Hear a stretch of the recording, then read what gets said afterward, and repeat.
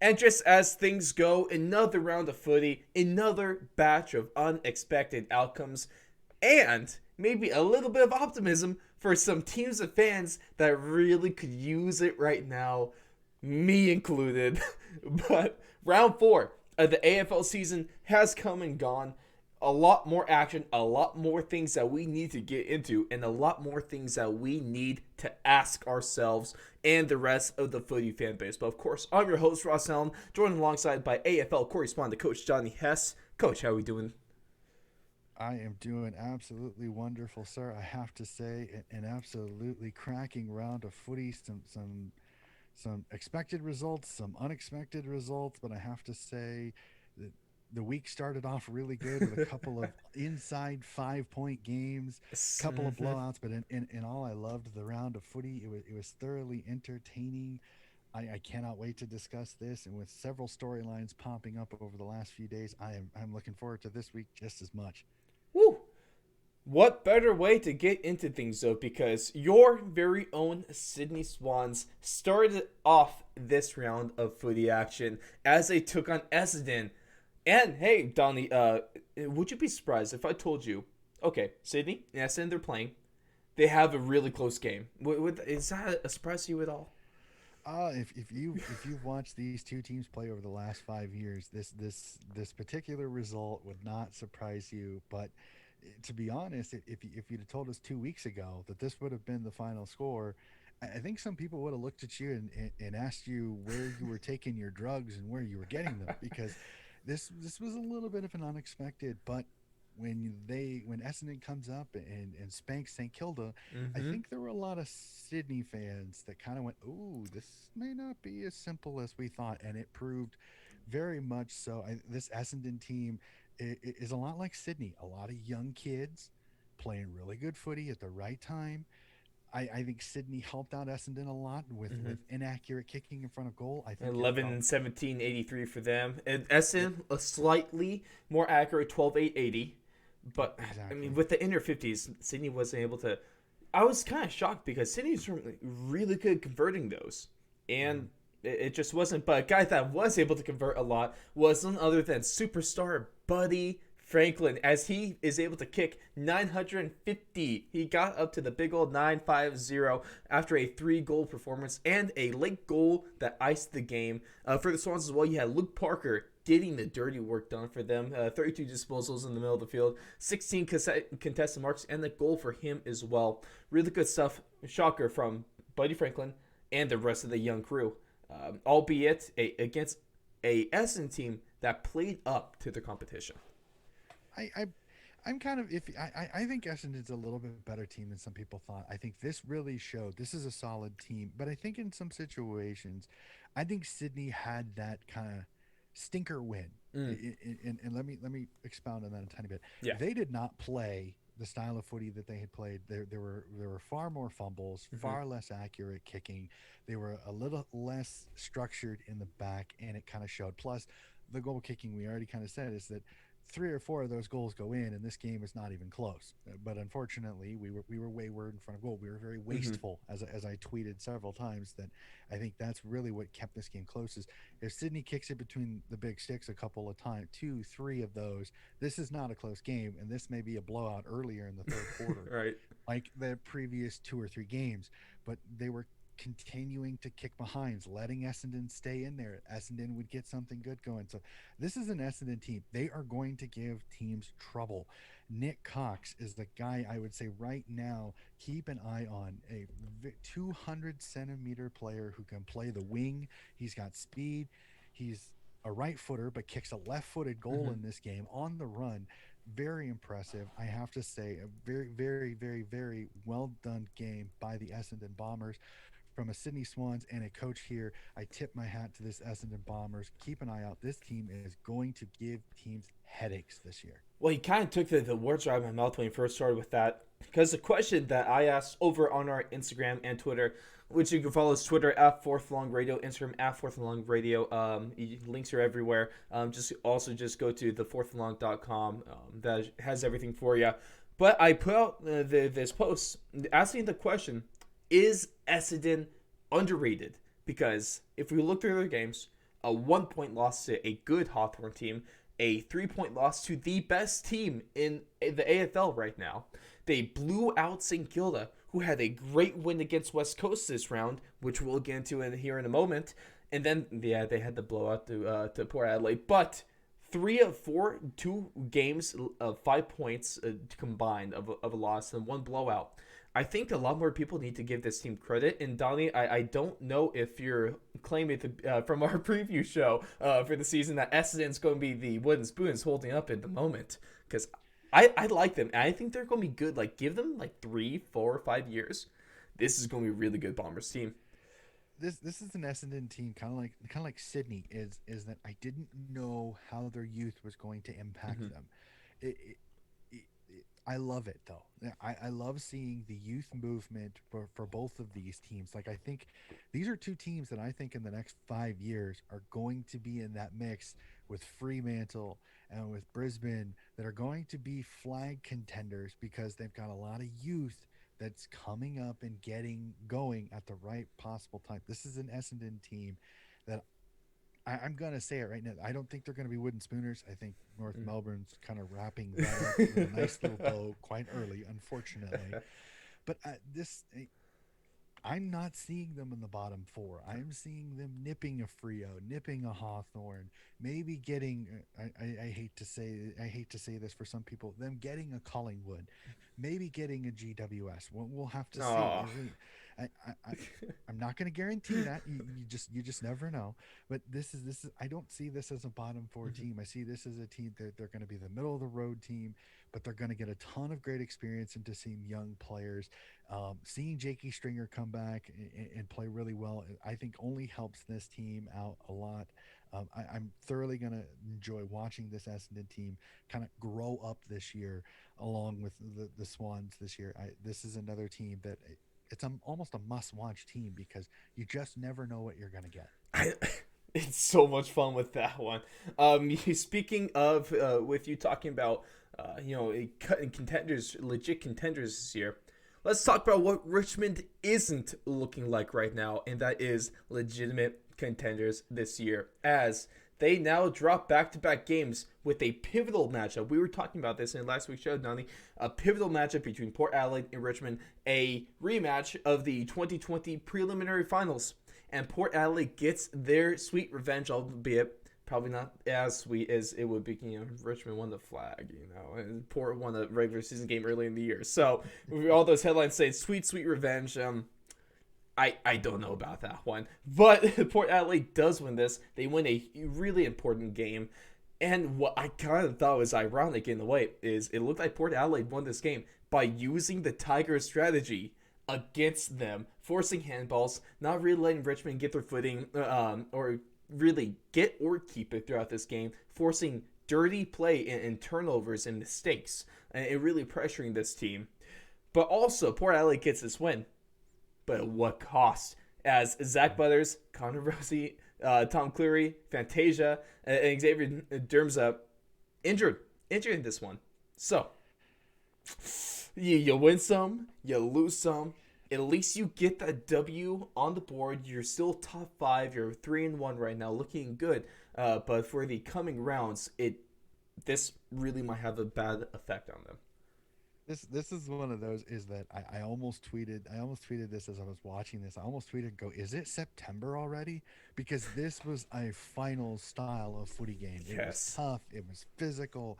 It was full bore in every single way. And I agree with you. Port just did enough to win. But at what cost? I mean, you lose Butters and Dersma for at least 4 weeks, both them saves. I think Fantasia, it's going to be fine. I think some of the other ones, I think Fantasia had like a rolled ankle. Yeah, and we'll not too. Have to see if just throw some extra tape on the ankle. Trust me, I've done that my whole football career. It's fine. You'll be good. Yes, but here's the other thing and the caveat, and I told a few people this in round 3. And everybody's like, "Well, Sydney beat Richmond. I mean, is Richmond's title hopes?" I said, "Time out. It's round 4. let's scale it back a little bit. This is a Richmond team that has done this before. and they always seem to find a way. Around round 17 they get going and they become a locomotive and a very, very tough team to beat. So I'm not gonna to bury this particular Richmond team yet. It is still very early in the season. There are still 18 games still to be played. That is a lot of footy. Injuries, nuttiness this season. There's going to be more upsets. It's almost a given. I'm gonna pause on the premature burial of Richmond's season right now. Yes, they're 2-2. Yes, they're not in the finals race, but when you've got Dusty on your team and you've got a team that can get on a roll, Hmm. anything is possible. But it And they is still going got to the eight be spot right now above Frio exactly. of all teams. So yeah, there's. I mean, if I'm a Richmond supporter, like I know a lot of them behind the pan, but right now my hands it's hovering. It's above that pan bug. I'm not, but it's a little shaky, Donnie. It's a little shaky about that button. But to your point, yeah, it's always fun to overreact at the beginning of the season. That's for sure. And it's also as a supporter, I understand. Like a lot of Richmond supporters coming out and saying, "Oh, this is bad," because like as a Giant supporter, I take everything and overreact to everything. With Hmm. all my teams, to be honest, that's a lot of us sports fans. But Richmond, they're still in good shape. I mean, like you said, plenty of footy. But Port Adelaide, they might. Is it an overstatement to say that they saved their season with this win? I think they saved the direction of their Mm. season because I think there were some people questioning them when you put up such a non-power performance as you did in the West Coast, Hmm. but to come home to beat a quality Richmond team, yes, a Richmond team coming off a loss. I understand, coach, but it really is a thing where it's like this kind of stabilizes them. They don't get into the doldrums. They don't get into a losing streak. They don't start getting the questions even more. I mean, South Adelaide media are going to be all over Port if they start losing games in the middle of the season because everybody's going to be like, well, is last year a fantasy? Is this a one hit wonder team that only has one good year? And then Hmm. no, this is a Port team. They are built for the finals. They just need to get there. If they can get there, then they've got a shot. I mean, Alir was absolutely insane in this game with his abilities to spoil and to get over there for marks. I think this Port team, if they can keep themselves healthy and get some of these players healthy by the time they get to around 17 or 18, just like Richmond, be a little weary of this team getting going and being very difficult to stop. Yeah. Moving on to the next one, though, a team that is very difficult to stop. Let's talk about the Western Bulldogs as they bulldoze Brisbane in this one in a game that really should have, honestly, I thought the Bulldogs didn't really take advantage of their scoring opportunities that they were given this one. The way that they played, the way that midfield played, this should have been a wider margin on this one. I mean, a margin of 10-13-73 to 8-6-54. Decent margin right there. But it really could have been another 2-3 goals, is what it seems like with this one. What was cool is that we had Ruckman Tim English. He was leading the way in scoring with his 3 goals. Josh Bruce coming off a fantastic performance. He gets 1 goal. So, yeah, North Melbourne, Josh Bruce, still good goal scorer, but maybe pump the brakes on him. Kind of taking over with his 100 goal season, I guess, kind of reeling ourselves back, or at least myself back from last week. Man, it was Brisbane. They put up a late fight in this one, but the Doggies respond. They finish the game. Brisbane now drops to 1-3, and the Bulldogs stay at the top of the ladder after this game. Your thoughts on it? This was a game that I think a little bit of. I think the reason the game was a little bit closer is the weather was kind of constantly fluctuating with the Mm-hmm. wind down in Ballarat. Mm. This was a very interesting watch because the Bulldogs would get a little bit of lead. Brisbane would kind of crawl back into it. Western would pull back out. Mm-hmm. Brisbane would pull it back. So it was really kind of. I don't think Brisbane ever really got enough of a run to really get back fully into this game. I completely agree with you. This Dogs team is showing why they are legitimate flag contenders right now because they have so much depth in that midfield. And you bring in Stephen Martin end of the year, you'd be able Mm-hmm. to move Tim English to as your leading full forward. He's already one of the taller guys in the league. He's almost impossible to stop if he can get up into the air and get those big hands around marks. And when he can kick goals, they become a dangerous team. When you've already got Bruce, who, Mm-hmm. as we said, kicked 10 goals the previous week. Norton, who flies at everything and can bring down so much. And then you've got some of these midfielders that can come up and rest, like the Bont. You've got Trelaw. You've got Dunkley. I mean, this is literally a hydra. There are so many heads that you have to try to stop that it's gonna take quite a performance to be able to slow this Doggies team down. And unfortunately, Brisbane just did not have the horses in the midfield to be able to do that this game. So we will really have to see. I think this Doggies team are stamping themselves flag contenders right now. We'll just have to see, does anybody kind of knock them down a peg, or do they continue to surge forward Mm-hmm. again and again as the rounds go on? I cannot wait to see next round as much as anyone. With Richmond, you were saying that nope, let's hold off, let's not press the panic button yet. But in Brisbane's scenario, I have slammed that panic button last round. They're 1-3 now, and it looks like their finals hopes. I know you said it's early. It might be slim to none at this point.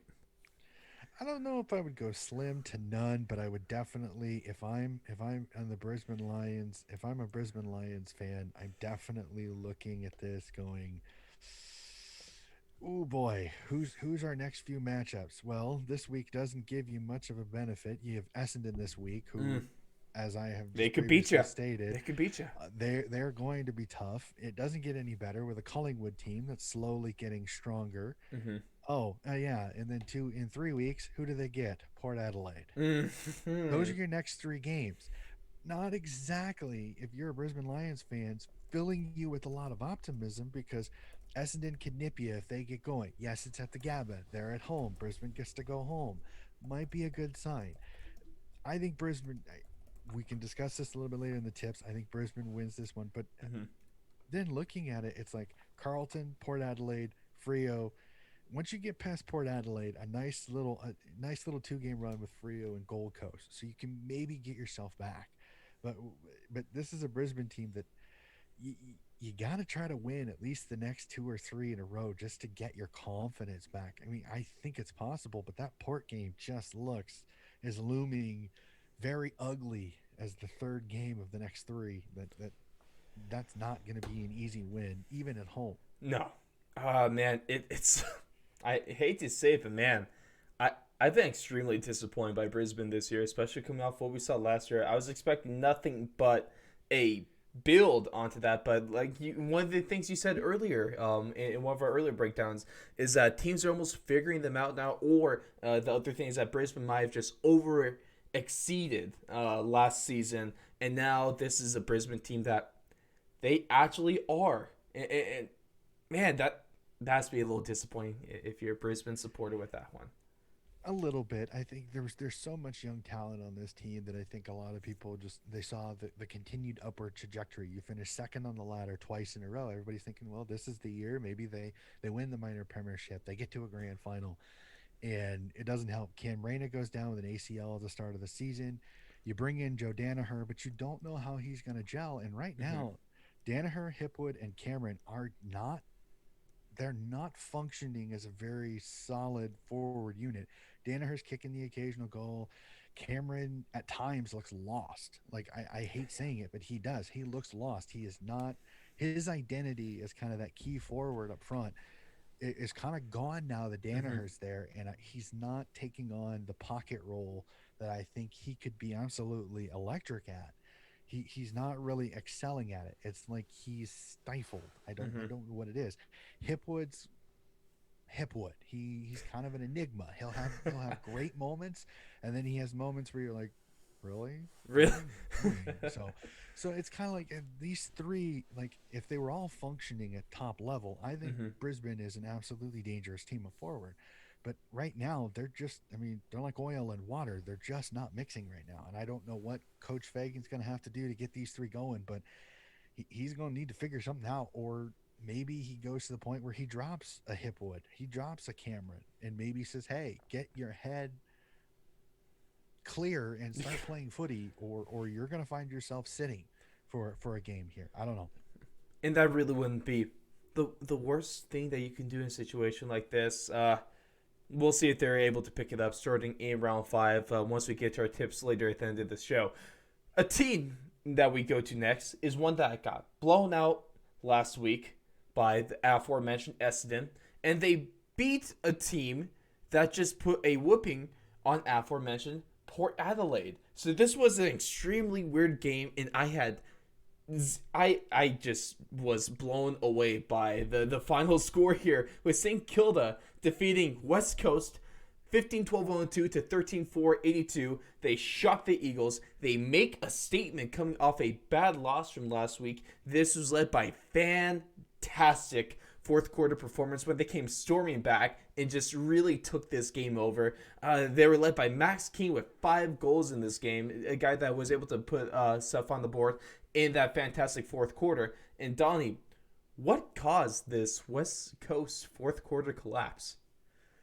I just West Coast is a team that I don't know. They lost Luke Shuey last week to a hamstring injury, and I don't know if these big losses of Elliot Yeo and Shuey are affecting him. Andrew Gaff has just not been himself this year. He's not the disposal machine that he has been years before. I don't know. This was really a weird game because of the first half. If you would have told me at halftime St. Kilda was going to win this game, I'd have told you you're nuts. I mean, West Coast had just blown up the lead. It looked like replay number 2 of the Essendon game. And St. Kilda, I don't know what Coach Ratton said at halftime, but by God, did St. Kilda come out just ears pinned back, ready to go, and they just took it to West Coast. And I don't know if West Coast got shell shocked and was surprised St. Kilda all of a sudden was playing good footy or what. I don't know. But I mean, to get beat by 20 after having the lead at halftime, I think it was something over 20 itself. It is just such an incredible comeback. But it's like, it makes me now go, was this a bad performance by West Coast? Or was this a good performance by St. Kilda? Or I'm was almost this kind of, the West Coast team just in general? I don't know, and I've always said that for some weird reason, West Coast, when they travel to Victoria, there's some hoodoo over it. I don't know what it is. It's really weird.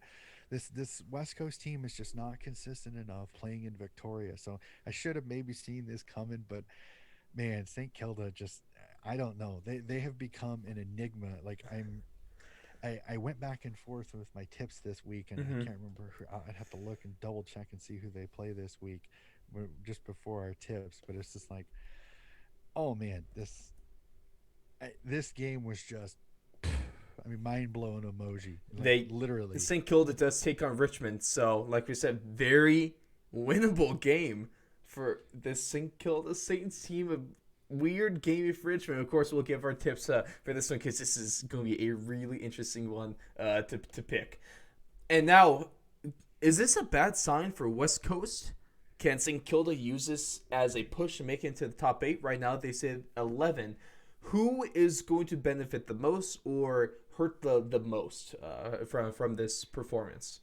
I don't know. I think West Coast advantage at home, playing at Optus Oval, is just that. It sounds You corny at this point of saying it so often, but it's real.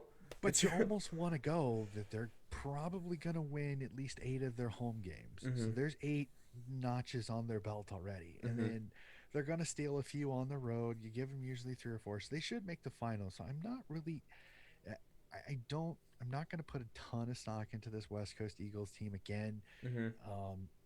We'll have to see how their injury goes again. Having Nick Nat Nui and some of the guys that they have, they're going to be dangerous. They're going to win some games again. I just don't know. Are they going to win enough to stay in the finals with some of these teams kind of having some renaissance like Melbourne, Sydney, and some of those? And I kind of pin more of this on St. Kilda because is this the win that gets their season back on track? Do they come out snarling against Richmond on Thursday and kind of put a little fear into the Tigers' army a little bit? Or do they step up and do they get blown out of the park and it's just a one-off. They got lucky. West Coast had a crap second half, and St. Kilda gets a win they probably didn't deserve. I don't know. I literally come into this game. It's like if I think Richmond's going to be what I think it is, Richmond should win this game. Mm-hmm. But I don't know because what St. Kilda did to West Coast is scary because they played without abandon. They played Mm-hmm. the high pressure game. They played a game that can really mess with a Richmond team. So I'm very. I paused this one a little bit because I want to see how next week is. Mm-hmm. Because St. Kilda beats Richmond, this is the catalyst. Yeah. St. Kilda gets smoked by Richmond. This is an enigma. So we'll see. Yeah. We will see. A team that's almost an enigma, at least how I've kind of described them up until this point, is the Gold Coast Suns. This has been a really interesting team to watch, especially since I wasn't really expecting much out of them going into the season. And I don't think neither. Well, okay, I was going to say 11. With their good season so far, they've been gaining fans, so they're almost up to 20. I say all 19 of their fans right now are happy about the season, not happy about how this round went because Carlton ended up taking this one 9-16-70 to Gold Coast 8-11-59.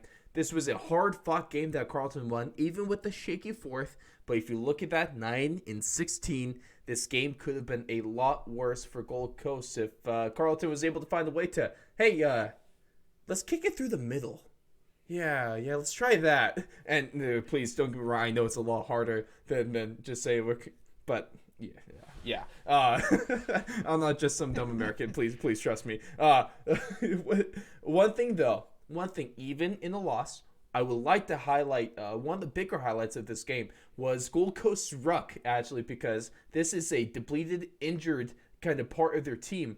They've had to have a lot of young guys step up, and they got the job done against Carlton. I know they didn't get the win, but they got the advantages and clearances 47-38. So that young ruck group was doing their job. Of course, the rest team was able to pick it up. But if you're trying to look for a silver lining in this one, look at that ruck because it impressed me and a lot of other people. This was a really good game. This game stayed close just because, and Gold Coast still has a ton of great talent. Yeah. And I agree with you. The Rucks kind of half and half everything, so they didn't make it as big of an advantage for Carlton as it could have. Mm-hmm. And the midfields, I think, are very balanced. So I think that's why the game kind of played out. I think some of the reasons that the scoring wasn't as high and the skills were a little bit is that being up in Gold Coast, you get a little bit more of a tropical feel right now since it is a little bit closer to the equator. The ball gets a little more slick. Somebody grabs it. Some of the sweat gets on the ball. It makes catching marks that much more difficult. Mm-hmm. So Carlton wins this game again. I think Gold Coast is one of those. I think they're trying to survive until they can get a more stable ruck. Mm-hmm. Healthy, which unfortunately may be still another 2 weeks away. I know that the Richmond coach Hardwick threw out a European soccer style loan system that he thinks he would like to see in the AFL. I'm not so sure about that. I agree with what many some of the Melbourne media agree with. I think they need to go to a mid-season trade period or a mid-season trade deadline. You mean like most other sports in the world, especially in America at least? A little more like U.S. sports. Most of the European sports, they have transfer windows, which is excuse me, 2 months of the year. It's fine. It's fine. Not a problem. I'm an American guy. Can't you count? I know you guys couldn't tell. I'm an American sportsman. No, I think it's gaining steam. I think years like this where you're seeing injuries that are debilitating one section of a team, I think helps push this to where I think eventually, in the next 5 years, you will see a mid-season trade period, which I think will be fascinating. I hope so. You could get to a point where a team like a North Melbourne has a guy like Ben Cunnington or a Todd Goldstein, and a team needs a ruck like Gold Coast. Say in the next 5 years, Gold Coast they're having ruck issues just like they have this year, and they're 2 points out of the finals with 8 games to go. Yeah. You can trade your first round pick or a second round pick for Todd Goldstein. There's your ruck replacement. Now you can go for it. Yes, you're giving up a draft pick in the next year's draft, but you're going for a finals and it maybe a flag the next year, which I think would bring a very intriguing addition to the sport. I To think see it's needed, a because mid-season obviously move. it works out very well in our American sports, and in all of them. I mean, football, basketball, baseball, hockey, in all those sports, you have this mid-season trade period, and like you were saying, it lets these teams that need like a little extra something put themselves over, and then this team, they can give up this, like, oh hey, we're not going to do make the playoffs, so let's maybe sell a couple assets, build for the next few years, build for the future. Mm-hmm. Then you got the teams that, hey, we're contenders, let's build up a little more. It really just adds more to the excitement. And I don't want to the last thing I want to do to you Aussies is Americanize Australian football, because I know the history that's in it. That the last thing I want to do is like change it. I already hate what they're doing to baseball, and so call me old head for that. But I think this is an improvement. This isn't starting extra innings with a man on second. For those that understand that in American baseball, God bless you. But this isn't like a bad rule change. This is a good and progressive rule change ultimately. And Donnie, I would be a huge fan of this. Yeah, I'm very intrigued. I know they have a mid-season draft, but that's mostly rookies from Sanford, Waffle, and Victorian Football League potentials that are not AFL affiliated. So the possibility of some of these guys playing a lot of AFL is kind of minimal, unfortunately. But if you do this mid-season trade period, again, like I said, this is pie in the sky, 5 years, maybe they'd have to ratify it and all that. But I think it would bring a little bit of intrigue to the middle of the year, because I know you and I are huge American sports guys. I mean, isn't it always fun watching the trade deadline days? Oh, it's the best. Well, we just had the hockey Yep. trade deadline for the NHL. It's best for Yep. the NFL. It's fun. It's a lot of fun.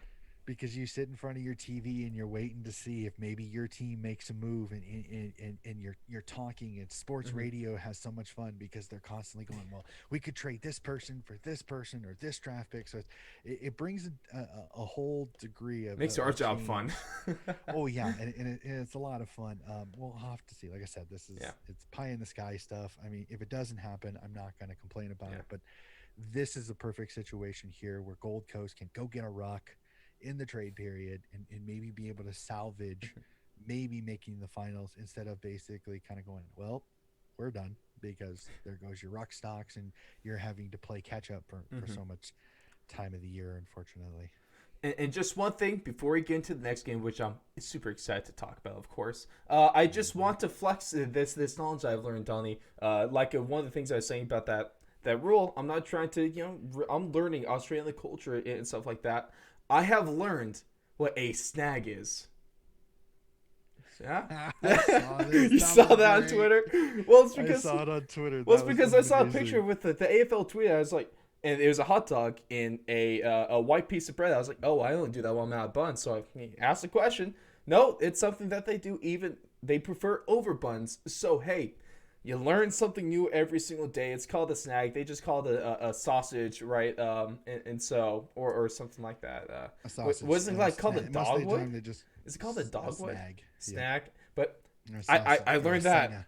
A singer. Senga. Sangar. Senga.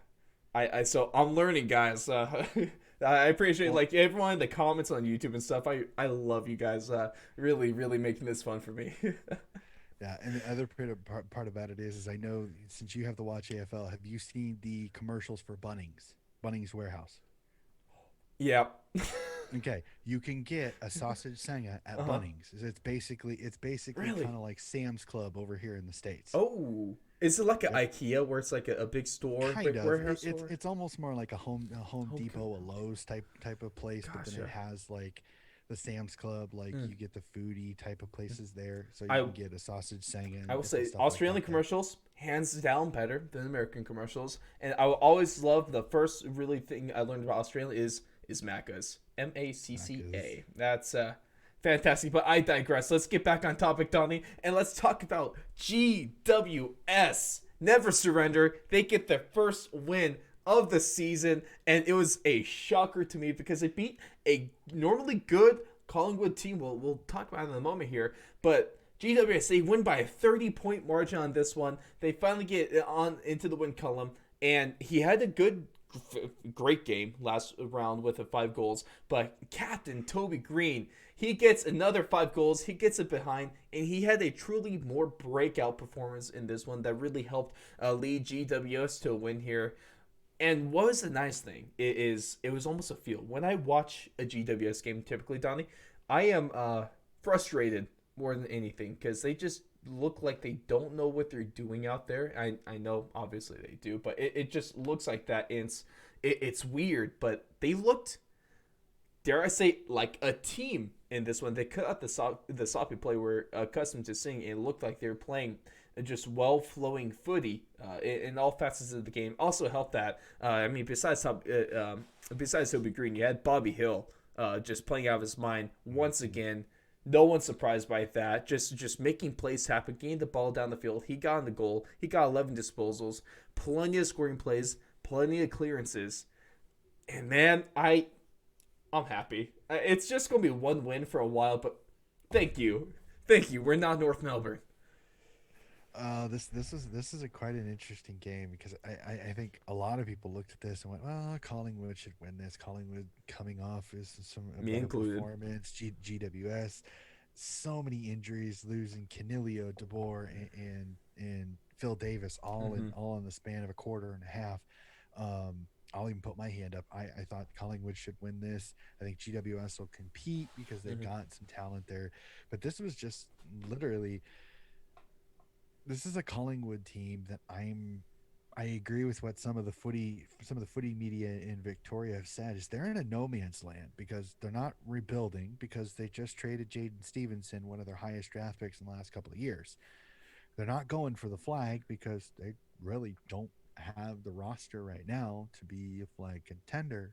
So they're in this weird purgatory where we don't, what are they doing? Are they going to go for finals? Are Mm-hmm. they going to rebuild? We just don't know. They're not playing the kids. I mean, you're still playing Steel Sidebottom, Pendlebury. You're still playing some of the older players on the team. So it's like this is a really weird situation for them. And GWS capitalized on it. Toby Green got a matchup, and he just absolutely tore Isaac Quaynor apart. They finally got Myachek on him, but by then it was a little too late. Mm-hmm.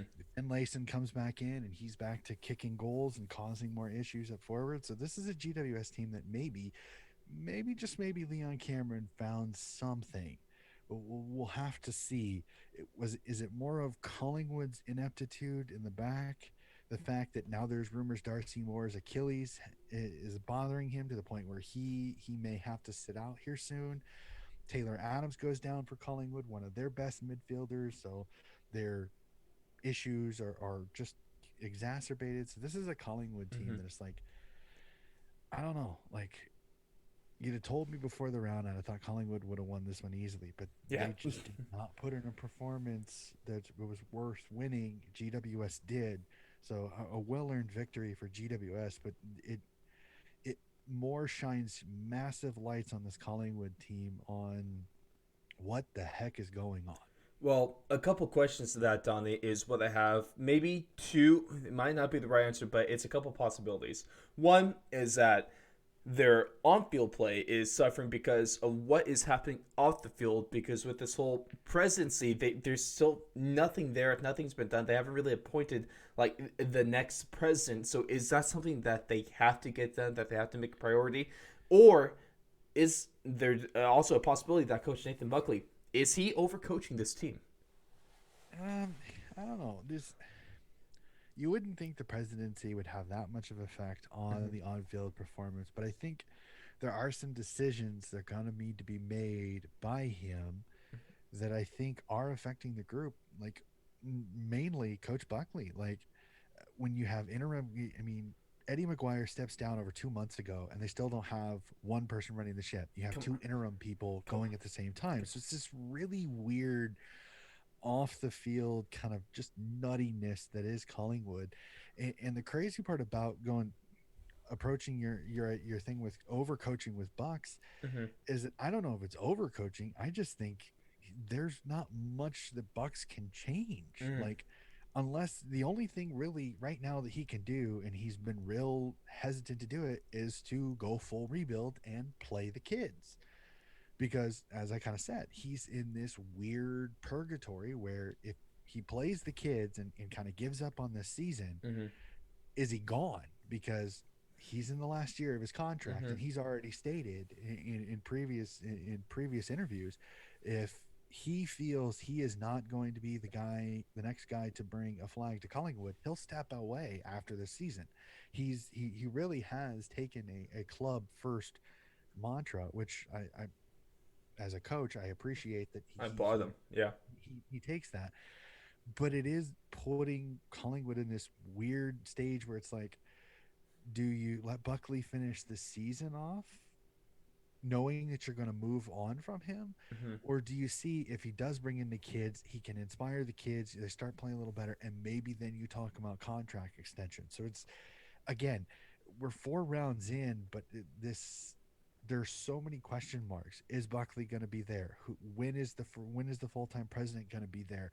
Is Collingwood going to start playing better?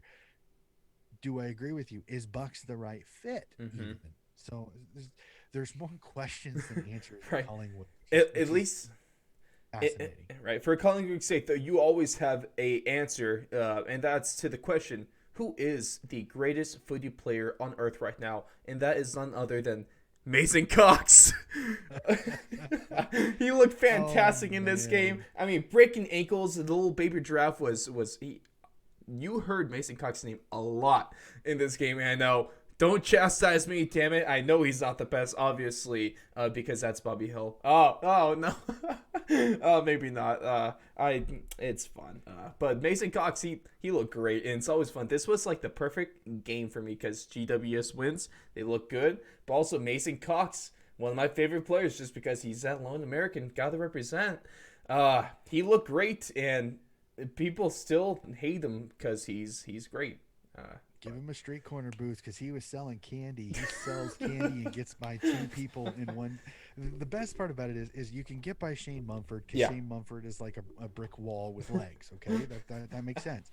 But to get, I think it's Toby Green. He gets him the second time. I'm like, okay, dude, retire because you ain't gonna get any better than that. I mean, to sell Uh, candy and get by Toby Green, mm-hmm. you got to.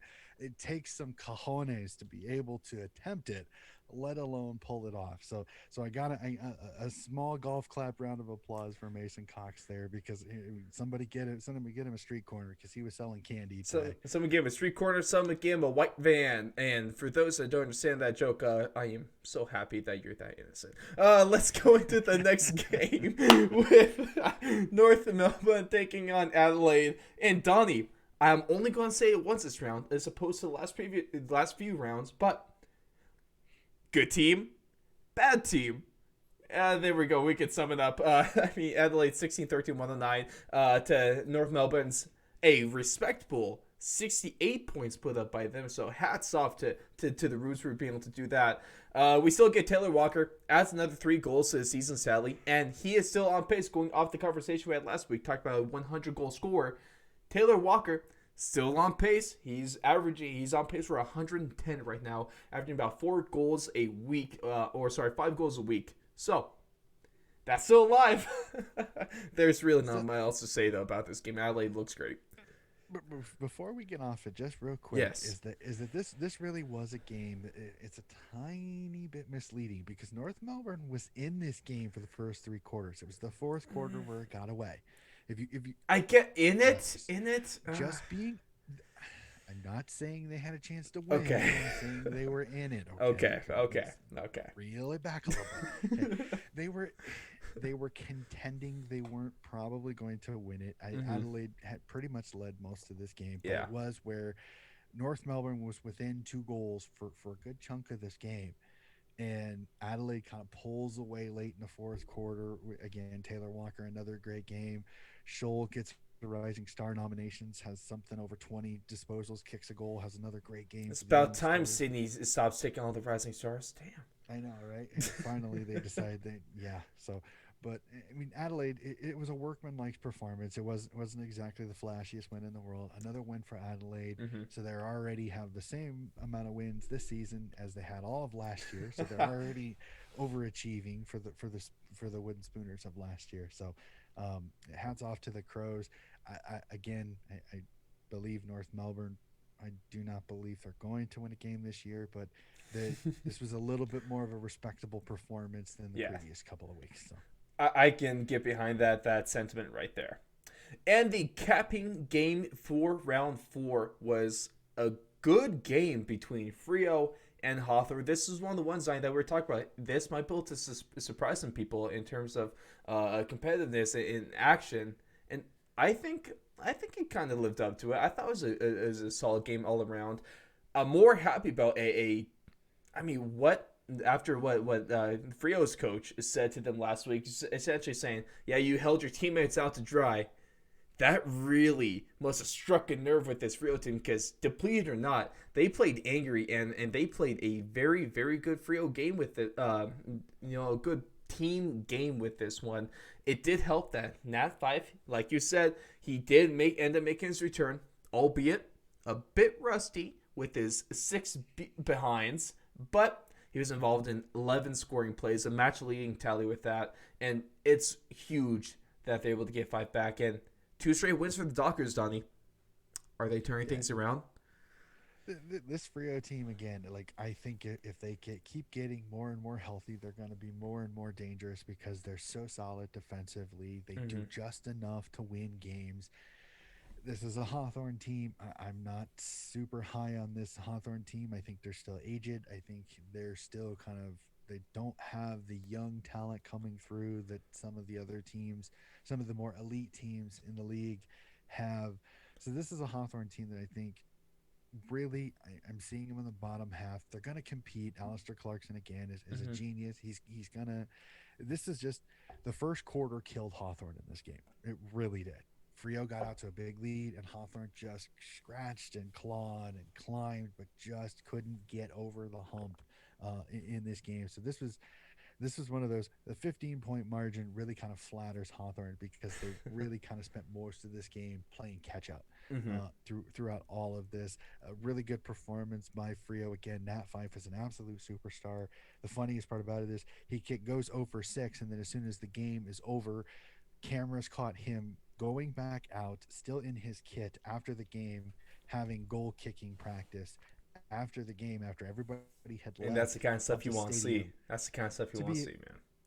And you appreciate that, but you'd almost want to say, dude, go home, get some rest, and just show up early to training the next day, dude. You had a great performance. You just weren't accurate that day. You didn't lose the game, so I wouldn't complain too much about that. And sir, I have to say this, I can't believe it. You missed one of the better games of the round. Did you miss Melbourne v Geelong? I did skip that game, unfortunately. Thank you, Donnie. Boy, that's a blunder on my part. I do apologize, ladies and gentlemen. That was the cap of the round, but we're not done yet because we still have Melbourne and Geelong. Because this game really must have I'm just going to say it. This game solidified Melbourne's reign at the top. It solidified their place. I've had some people replying to the power rankings. Of course, you can see them drop every single Tuesday on our socials, so you get them a day before we actually drop our rounds breakdown. But there's some people saying, "Oh yeah, I like them here, but they have to prove it." Give a couple more prove it games. This game absolutely proved it as they put a real good win over the Cats. They remain undefeated, and I am so sorry. This is bad. Need the rim shot sound effect. Boom. Oh boy! Donate to Patreon. We'll get a better sound effect with this one. There we go. Man, I am a whore for me. But Christian Petrarca, he looks primed for stardom. I would say 2 goals, 36 disposals, 9 clearances. Obviously, he was apparently the best man on the field in this game. And this is really good looking for these Melbourne fans of the Demons, because they're looking really, really good 4 rounds into the season. The D's faithful are starting to come out of the woodworks. They're Are they starting to believing? get very, very, very. Oh, maybe if you build it, they will come, just like they do here in Iowa. Field the dreams. Yeah. If you win it, they will come. This D's team has just continued to progress each and every week. And again, like I stated in last round, the scary part about it is that they've still got a couple of guys still to come back into this lineup. Big Ben Brown, their transfer, the trade they got from North Melbourne, Mm-hmm. and Jake Wiedering still have to come back into the squad. So scary to think. I've even heard discussions: do Brown and Wiedering get into this, because this is a 22 right now that is playing very, Mm-hmm. very good footy. Clayton Oliver in the middle, Petrarca, as you said, is doing everything. The only bad part about this game was the horrific injury to Stephen May. Mm. And I know you and I Mm-hmm. I We showed saw. you the We've picture, all and seen I the know picture. We've all seen the picture. and he's in hospital. All hopefully a quick recovery for his Yes. broken eye Yes. Of socket. course. Unfortunately, it was absolutely gruesome. Pure accident. I hate that people are starting to say, "Oh, Hawkins did it on purpose." If you watch it, he's trying to keep his He balance, and it swings was around. It's just uh, yeah, yeah. it's an absolute It's freak just accident. unfortunate, but something done with. I like that you would Ropes was during it, right? He'll be back out there next round. And in all seriousness, I really hope that he's able to get out well. Hopefully that concussion goes away or quicker than usual. At least sooner rather than later, because concussions aren't fun. And I feel like a broken eye is sometimes even worse. So that was an early play. Yeah, that was absolutely insane. I'm like I said, hopefully a quick recovery, but this D's team, They're so they're damn good. showing. Oh yeah, they're very, very solid. But it does also bring up some questions. Is that, does this Cats team, are they desperate to get Danger? Because Danger will be back this week. So that's the kind of the good news is they've gotten through this hairy time period of Danger not being on the They're field. still missing They're another name too. Yep, Yeah, I mean Jeremy Cameron. That yep. if they can they return? Like Don, you were saying that Jeremy Cameron, chances he returns round 5. It'll all just depend.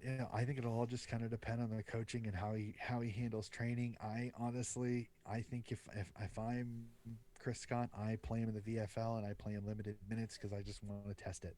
I don't want to rush him out there because Mm-hmm. you bring him back and he does something to it again, his season may be over with, and you won't get to see him at all in the regular season. So Mm-hmm. we'll have to see. Danger will be back for sure. When we'll get Gary Rowan should be back here in the next week or so. So there's still some talent to come back in. Again, I don't think we haven't seen Geelong at full bore. Mm-hmm. They got through this time period. It's only round 4. They're going into round 5. There's still plenty of season to go, but there is a little bit of hesitancy Yeah. that is Geelong one of the casualties of the new rule changes. Mm. That are they too slow? Are they not going to be able to adapt? But the other thing, and I've seen this discussion is that slowly over the last couple of weeks, the game is reverting back to the old style. It's It not as is. free flowing. The scores are going down. This week, That's I one think thing you there was really only noticed this week. Yeah. Yep. So many more stoppages. So we will have to see, are the coaches, like I said at the start of the year, They are the adjusted. coaches adjusting to the Mm-hmm. point where the game style goes back to the old style? We'll have to see. This week will be another big one to see kind of how some of these coaches are handling in this. Was it an enigma because this week had a lot of rain and wind Mm. and kind of weird weather patterns that might have thrown some of these games off? I know the Gold Coast game had a ton of dew, so it was very slick. So we will see. I'm hoping that it doesn't affect it too much, but it doesn't surprise me that the coaches are finally kind of tightening up their Mm-hmm. defenses a little bit. Side note of this game is I was in my preparations for the show. I was looking through like some of the player profiles and stuff like that. So Jack Vinny. I just gotta point out that man's jawline is absolutely chiseled. Okay, I know this has no relation to footy, but I just had to point that out because I looked at his picture. I was like, wow, that's a chin right there. Oh, Jack Viney. Jack Viney, Viney. thank you. Yep. Excuse me. No, you're good. I try not to totally just go on and go, oh, you said That's that all one good. wrong. You can embarrass me because that's gonna be I half the names I say as I continue to learn these rosters. Thank you guys for sticking with yep, me here. It takes yep. some time. There's a lot of Not a players. I'm problem. not used to there being like 22 guys on the one team on the field at the same time. Come on, man. And the rosters are between 40 and 45 for some of them. So I watch football. There's 22 guys in total on the field. Okay, not one team. gets kind of crazy after a while. Oh yeah, Okay? but It also happens. it's one of the best sports I've ever seen. So that's all that matters. Now that's going to do it for our breakdown of the rounds action. Next segment that I'm gonna have before we get into power rankings and round 5 tips is after 4 rounds we are stuck with 3 undefeated teams. We have the Western Bulldogs. We have the aforementioned Melbourne Demons. And we have your very own Donnie Sydney Swans. So, out of these teams, who's going to be the first one to lose, and who's going to be the last one to lose? Ooh, this one's quite interesting. I've poured over a little bit of each of these teams, Mm-hmm. um, each of these teams kind of next upcoming games and different stuff like that because I wanted to kind of see how it's going. Um, just I'm double checking here real quick because Of course. this is live sometimes. Is that if you look at it, the next 3 rounds. So just kind of based off that next three Yeah. rounds, Melbourne has Hawthorne, Richmond, and North. Okay, Mm. that's Melbourne. Mm-hmm. Okay, Sydney, if I remember correctly, has They have GWS this week. It's going to be a fun one. Not for me. Then they got Gold Coast, and Then they then got Gold they Coast, got and then they Geelong. have Geelong. Okay, so there's the tipping point, and then Mm-hmm. if we stretch it, 4 games in, Melbourne and Sydney play each other. Mm-hmm. So at least in 4 rounds, we know one of these teams will fall eventually. And then going off of it, the last team in the next 3, let's take a look really quickly at the Western Bulldogs. Their They next got a good three: one. They got a good 3-game stretch. Gold Coast, GWS, Richmond. So Richmond might play quite a very interesting little connection into this. Mm-hmm. Just going off of that. Um, to be completely honest with you, my gut tells me Melbourne, Mm. but it's that fact that Melbourne and Sydney play each other. That fourth Mm-hmm. round would be quite interesting. Having Western playing Richmond in the next 3 rounds, there's a potential all 3 of them could lose in the next 3 rounds. Yeah. I think the first one, I don't want to say it this way, but I think of the first 3 of those 3, I think Melbourne loses first. Mm-hmm. I think Western loses second. I think Sydney might be the last one, and then it depends on that Geelong game because Oh yeah. they go down Geelong and like they if they go through, they can beat GWS. I believe they should be able to beat West Coast Mm-hmm. or Gold Coast. My apologies. It's that game against Geelong will be quite interesting because it is at the SCG. It's not down in GMHBA down in Geelong, which Mm-hmm. will help the Swans for sure. But how is Melbourne going into that game against Sydney? If Melbourne is undefeated going into that game against Sydney, I think Melbourne wins that game. I think Mm-hmm. Melbourne has a little bit more experienced heads in just the right places. I think Sydney then falls there, but I don't know. It all just kind of depends on that Richmond.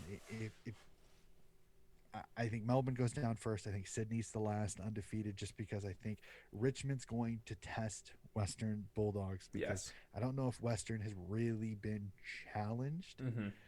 as much as Richmond's going to challenge them because Richmond has been, I mean, the question marks are there. If I know Damien Hardwick correctly, he's going to have them snarling against St. Kilda. And when they get a chance to face Western, it's going to be a dandy. I Mm-hmm. cannot wait for that game. Um, so right now, I would say Melbourne would be the first one, but and this is not me being Sydney It's coattails. okay. This It's is okay because this is Donnie, I'll agree with you. Sydney will be the last one to lose. The first team to lose is going to be Melbourne, because both these teams are going to go 3-0 through these next 3 rounds. Of course, I can't wait till I have to eat these words. But what I see is all 3 of them go 3-0. Then in that 4th round, or in the 4th round ahead, I see Sydney gain the better of Melbourne. I see the Bulldogs continuing to win, and I see Sydney, of course, winning. The Bulldogs will fall before Sydney does, because look at their record. I think they're going to run to some tough games here. They really are, especially that Port Adelaide game in Week 9. That could very well be a good test for them, depending on how far they make it. And honestly, probably won't happen. But I could see Sydney going undefeated into round 15 of the season. So this is a team, if they stay hot, and you look at the record, it's a nice record, because as you're breaking down, they're playing the teams that they were around last year, which wasn't very good, because they're near middle to the bottom. Now they're at the top. This is a team that could keep winning for a while. So Sydney fans, hey, hopefully I'm right for your sake, because I see a really good record coming out this year, thanks to the strength of schedule. Yeah, it's the Geelong game is really this one against GWS is never easy. The Battle of the Bridge is never easy. It's always fun. Not this year. And then Geelong's tough. Melbourne is tough, and then I agree with you. I think if they get by Melbourne in week round 8. It really is round 15 before I see a super tough test, and that's Port. Yeah. And then 2 weeks later, you get the Doggies in round 17. So this is a Sydney team that I kind of agree with you. If they get going, they could have a nice little streak going there for a bit if they can get going. Again, they've had a couple of injuries. Dane Rampy is hurt, broken his finger. He'll be out. Isaac Heaney broke his hand in the game against Essendon. As long as Papley is still there, and as long as Buddy Franklin is still doing Buddy Franklin things, I know they're doing the time count, or the minutes limit on him. So, but he's looking great when he's playing. So. Yep. Oh man, that guy. And the best part is there've been plenty of days rest in between games for the next few rounds. So I think that will really help him out as well. But then Logan McDonald's still playing well, Golden's still playing well, Campbell's playing well. I mean, the entire team. Essendon was a little rough there for moments, but the fact that I think they're going to be able to absorb these 2 injuries. The biggest question is, can they stay relatively healthy?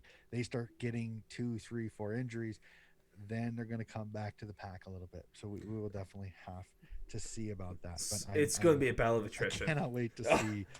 I cannot wait to see this. Ooh, honorary Swans fan. Unless we're talking this round, then it's definitely GWS. But maybe besides that. Hey, Swannies, yeah.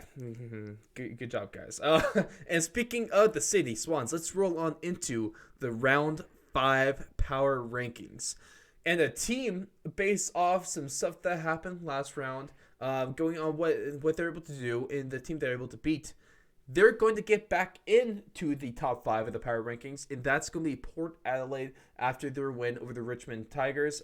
And once again, like the last really few rounds, really, for the most part, at least in the last 2, I got the top 5 teams of the ladder in my top 5 power rankings. Just depends on the order, because the order is not the same. Port Adelaide taking at number 5 right here. Number 4, moving up from last week, because West Coast did drop out after their bad loss to St. Kilda. So they're obviously going to drop out. They're at number 6 on the ladder right now. They're probably number 7, 6, 7, 8 on my power rankings as it stands. But Adelaide, they move up. They take that number 4 spot, filling in behind them. And then the top 3, I know it might sound basic. No, it might sound boring, Donnie. But they're the exact same from last week, because we have on the ladder, it's the Doggies, it's the Demons, it's the Swans. For me, 1, 2, 3, it's the Swans, it's the Doggies, it's the Demons. Sydney, I know they're all 4-0. They're just like 5 percentage points behind Melbourne, and then the Doggies have a huge margin, but all thanks to North Melbourne with that one. But Sydney, they're still your team to beat, with the Bulldogs and the Demons really nipping at their heels. Another solid Power Five. Really hard to argue there. And the best part Ross is, gets it right. I know, I love that. I know some people are really looking forward to it, and I cannot wait for it next week. Next week will be Coach Hess's first Power Five Yeah, rankings, because we boy. will have Whew. 5 rounds in. The form ladder will be in. I cannot wait to see if there is any difference between Ross and I. I cannot wait. I'm so excited. I will make sure and get it submitted to him so he can tweet out both of our power rankings You before bet. the episode starts. And what's But great is one thing that's nice is, albeit you are the correspondent, you're the AFL expert, but I'm the one that's been setting the tone for these power rankings. So if they're the same, you're matching me. It's not the other way around here. yeah, I'm not gonna, I'll give you that one. Ooh, Like I'll I take said, the top. you got to tick another tick for me on this week. It's so hard to argue with you there. The only, like I said, the only argument that some people could have is Western's the number one. Mm-hmm. Could Western be there? Western beats a little bit better a team in Brisbane than Essendon, but then again, so there's nitpicky arguments at this present point because there are so few games. But again, I have no arguments with this Power Five at all. I like to hear that. But let's get into some arguments because we're not going to agree on all of these games for round 5. I can guarantee it. And if we do, I will be absolutely, let's say, flabbergasted. Yeah, let's use flabbergasted in this, but let's roll on into our round 5 tips. Donnie, round 5 is shaping up to be something fun, unless you're a GWS fan in all likelihood. But the game that's going to get started is a huge one that I've been waiting to talk about ever since we went over these two teams earlier in the show. And that's St. Kilda, that's Richmond. They're going to be the ones with the first game of this round. Who do you have in this one? Oh man, St. Kilda's comeback may have teased me just the tiniest bit, but unfortunately, I think Richmond comes back to marvel. Damien Hardwick is going to have this team absolutely livid and ready to go. I just think Richmond has just a tiny bit too much, but I'm going to put the caveat in there. I'm very intrigued to see how St. Kilda comes out, because if St. Kilda comes out and kind of punches Richmond in the mouth, this could get quite interesting. I'm going to go with Richmond on this, but I think this is less than 3 goals. I think this is a tight game. I think St. Kilda maybe is starting to kind of get their mojo back. My only worry is they don't really have a ruck right now, because it sounds like Rowan Marshall snapped his plantar fasciitis. Ooh, the Peyton Manning injury. That's not a good one. And then Peyton Manning was American football quarterback, one of the greatest, if not the greatest of all time, for all that don't know. And then, unfortunately, Patty Ryder is not ready conditioning-wise yet to join them this week.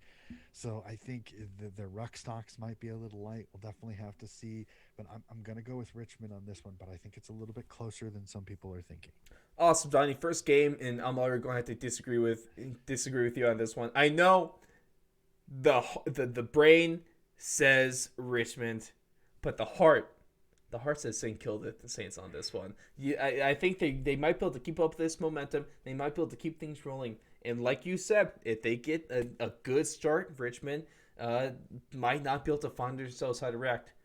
Veteran team, absolutely veteran team. One of the with the coaching to players, organization, top down, veteran presence. They've been here before. They've been through every situation. So that's one thing that is why this Richmond team is so good, because there's nothing new you could throw at this team. They've seen it all.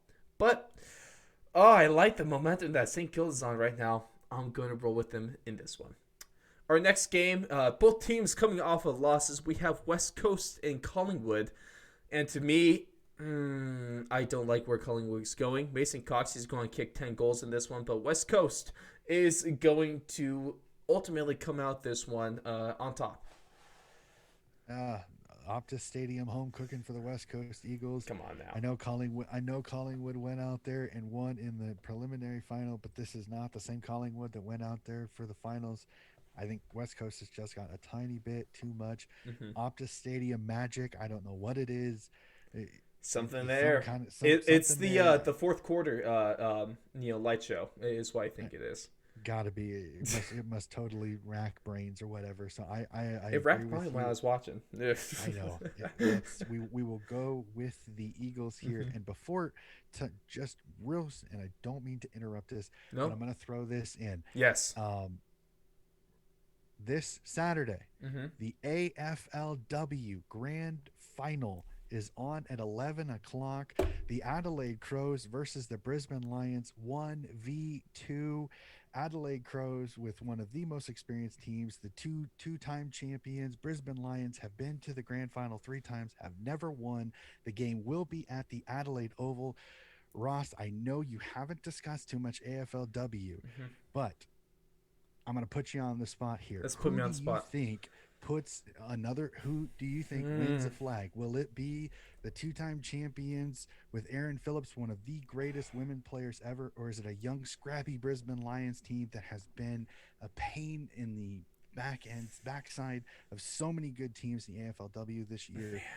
Do the Crows get number 3, or do the Brisbane Lions get off the schneid and get their first ever flag? Now, this is a tough one because, of course, if you've been following along to Donnie's disposal with the AFL weekly breakdowns that he's been doing, of course, the AFLW Grand Final breakdown will be out on Thursday for all of you. It's normal days, normal time slot. Make sure to check that out because it's been great all season long.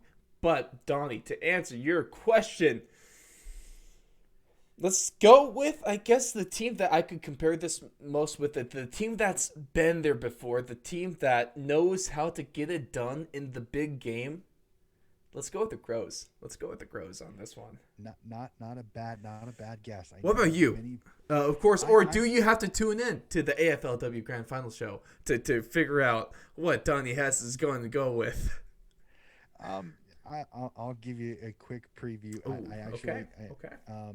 I did go with the Crows, as I've said on Yes, you got it right. several AFLW episodes.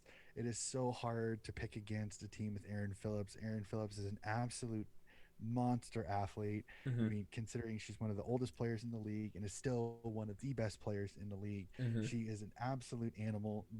She could have a coming out Can we party. make the comparison to like maybe a Buddy Franklin kind of player? I would more go a Dusty or a Dusty. Bontempelli or a Dangerfield Gotcha. because she could go into the midfield. She can do absolute damage. This Crows team is star-studded. They're just like the Western Bulldogs in Mm. every part of the ground. They have a superstar that's going to make an impact. Where the Brisbane Lions are a little bit of the Port Adelaide. They're a little bit of the West Coast Eagles. They get there, they just haven't been able to get over the hump a little bit. So there's the underdog in me would love for Brisbane to win it. I just think Adelaide has so many talented superstars. Mm-hmm. I just think the Crows will take this one home. But it is a standalone game at 11 o'clock. In fact, they moved the Western Bulldogs game back two Ooh. hours. So then it will be at the Adelaide Oval. They're going to try to sell it out for the second time. The last time they had a title there in 2019, 53,000 people showed That's up a lot of for people. Adelaide v Carlton to watch the Crows win their second flag. We're hoping they can maybe break that record again this time. I hate to throw in AFLW in the middle of our AFL, but It's all I good. It's couldn't all good. I couldn't resist throwing it in Hey, where it was supposed to be right there. that's fair. And let's go to the Battle of the Bridge now, Donnie. Your Sydney Swans, my GWS Giants, never surrender. But they're going to surrender a victory in this one. I want to, man, I really want to say they're going to. I think this is a great game. I think it's going to be closer than maybe I will give them credit for. At least maybe other people will give them credit for. But ultimately, Sydney's just too damn good right now. This is the trap game for the Swans here. This is so the trap game. The U.S. fans will know this well. This is the trap game. This is the team that you overlook because you're thinking a little bit ahead in the schedule. It's a team that's injured. Everybody's saying you're going to beat them. This is the game that Sydney needs to focus on. I also agree with you. I think Sydney wins this, Mm-hmm. but I'm one of those. This for Sydney fans could get scary because if GWS is still in this game, if they're within a couple of goals in the fourth quarter, will panic set in? They survived against Essendon. Mm-hmm. Will they survive again if it happens again? I don't know. I am this game scares me because there is so much talent on this young talent on this GWS team. I think Sydney wins it, but it's closer than any anybody expects. Yeah, I can go with that. Even my Debbie Downer self thinks this is still going to be a close game, hopefully. Now, a game that's probably not going to be close in this one is the Bulldogs, and it is Gold Coast. The Doggies got this one all the way, albeit the Gold Coast, I like to give them credit because they're better than what a lot of people might think they are, almost like Essendon, but the Bulldogs are just so damn good. Being at Marvel Stadium, I have to give it to the doggies. It'll be under the roof. That they play Marvel so well. Gold Coast again, no Ruck. Then the fact that you're playing Stephen Martin and Tim English in the Ruck contest, and that midfield is absolutely outstanding. I think Gold Coast will stay in this for the first half, and then I think after halftime, I think they get going, they get rolling, and this game gets a little bit ugly towards the end for sure. Doggies win kind of big. Kind of big. I like that. Now, here's a game that could very well be game or match of the round, and that's Carlton and Port Adelaide. Both these teams close in terms of where they might be. Port Adelaide, to me, I know they're 3-1. They're still 4. They have to prove it to me. So this is a big prove it game. It's a Carlton team that's in the top 8 and could be a very formidable opponent. But ultimately, I have to go with Port. I'm gonna go with Port, but the game being at the MCG and being around after they played Richmond, and with several of the injuries coming out, I think Carlton is going to scare Port a little bit in this game. Carlton with Harry Mackay up front is going to pose a few problems. I think Alir will get him, but can they keep him with his big body and great hands up front? Can they keep him off the scoreboard? The midfield battle is going to be absolutely insane with Cripps, with Walsh, with Boak, with Gray. It's going to be so much fun to watch that midfield battle. And then can Carlton stop Dixon? If they can't stop Dixon, this could get ugly quickly. If Carlton can keep it in the midfield and pump it into the 50 to Harry Mackay, Carlton is going to test this Port defense for sure. I think Port wins it.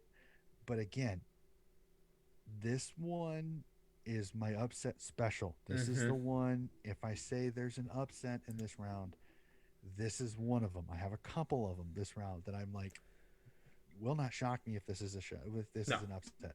Carlton has some of the guns to do it. Can they? Can they? Really looking forward to this one. Another game in here. This is where a team that's on a slide keeps sliding. There's a team that is underrated, and they prove why they're underrated. Essendon is going to take down the Brisbane Lions in this round. That's a big call there. I like it. I'm gonna go Brisbane, but this was the other one that I had that feeling that I looked at when I was tipping, and I went, ooh, this is a right.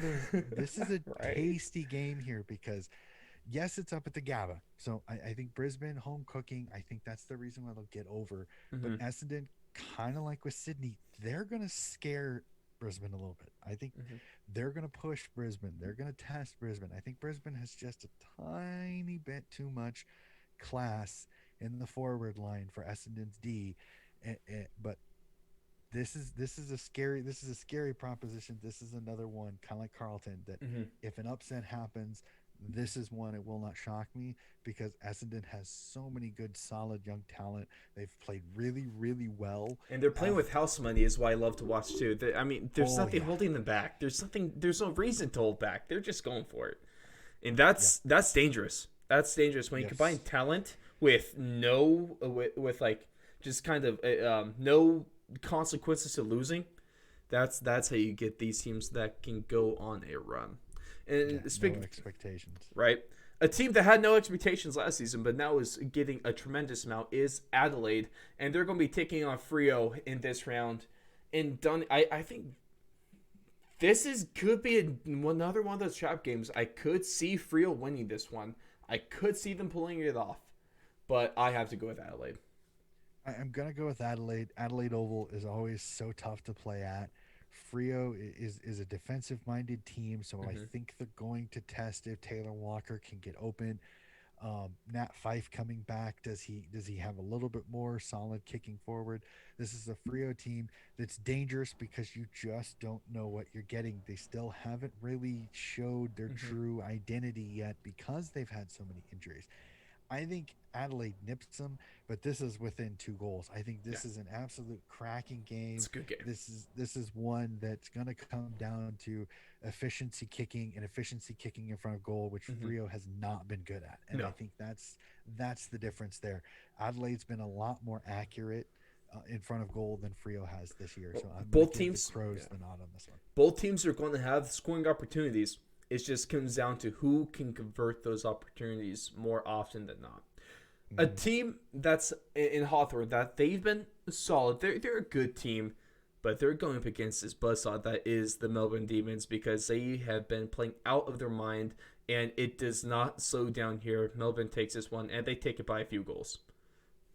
Yeah, I think Melbourne wins this one relatively easy. I think Melbourne is just absolutely on fire. I think Clayton Oliver in the middle and Sam Mitchell is going to be an absolute war to see those two go against each other because both are ball magnets.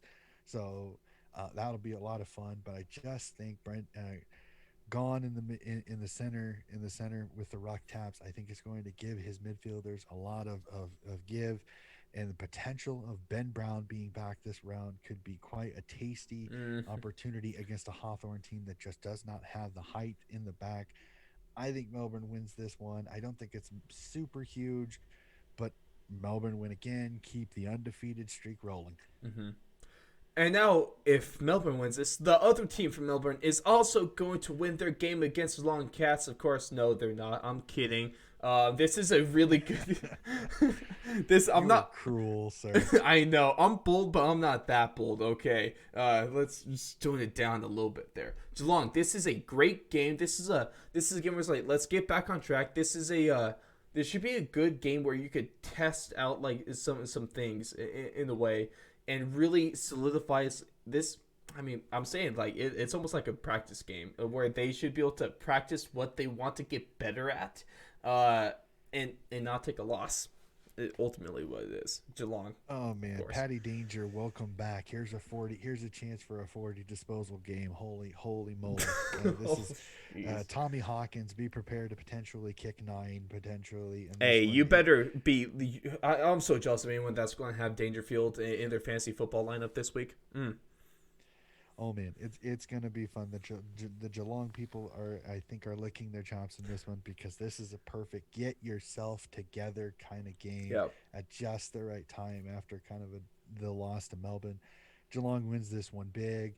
I think North is slowly starting to play better. I think again North is competitive till halftime, and then I think Geelong's class and skill is gonna go over. Who knows? Maybe they actually do let Jeremy Cameron play and only play a quarter and a half in this game where they kind of keep him light because of the fact that there isn't a big amount of stress. They should win this game easily. I will go with the Cats on this one. And with the picks and with that, we're going to wrap things up here, ladies and gentlemen. Thank you so much for listening all the way up until the end. If you did so, and one thing that I want to say at the beginning, I failed to, but I'll say at the end now, is I am so incredibly thankful to think that anytime we put one of these up, at least on YouTube, we're always getting to like 300 to 400 to 500 of you guys watching a good chunk of the show. So I really do appreciate that. Really, like, there's a reason, Donnie, that half our viewers on YouTube are not American. They are Australian. We love the hell out of you guys. Just a little brother country down there at the other side of the world, down under. And appreciate all of you showing us support on the audio streaming platforms as well. Consistently, this is the most watched show on our platform, and it really isn't close, at least on the audio. So I really do appreciate you guys. Donnie, always a pleasure breaking down the footy with you, and I hope that Sydney loses. I hope they lose, but they're probably not. So that's going to be a fun game. I can't wait to watch that. Of course, we're probably going to talk a little bit smack on Twitter. At least let it be close. real quick, Ross, before we end this episode, Mm-hmm. I have to do something. Yes. I showed you a little bit before this Uh-huh. episode. I was reached out by a fan of the podcast who's a coach in the Perth Football League. And this week, I had the pleasure of receiving a care package where he sent a jumper from his club, the Ellenbrook Eels, that I received in the mail. Trust me, it looks better on YouTube. It looks really good on YouTube. For you radio, this is fantastic radio. Yeah, I know. Absolutely fantastic radio. It is a jumper from Australia. I want to thank Coach Dave for sending that. I wanted to give him a massive shout out for that. He sent a couple other cricket related things to me since I've been slowly getting myself into cricket. I just wanted to give him a shout out and thank him for that. He is very graciously come on and has kind of become a coaching mentor. I've been able to bounce some coaching stuff off of him. Thankfully, I will be able to very soon be able to coach my team here very soon, thankfully. I cannot wait for that to get going as well. So it may make my podcasting days quite interesting getting home from trainings for sure. But I'm That's super fun. thankful for that. That is great for that. But I just wanted to give him that shout Of course. out. Ross, it is always awesome chatting footy with you, sir. You betcha. And Cannot one wait for word next or week. phrase to describe your feelings about round 5. Oh man, intriguing. Intriguing. All right, let's go with that. And I would like to just throw out, maybe there's hope. Ladies and gentlemen, we will catch you guys after round 5. Enjoy the footy from this week.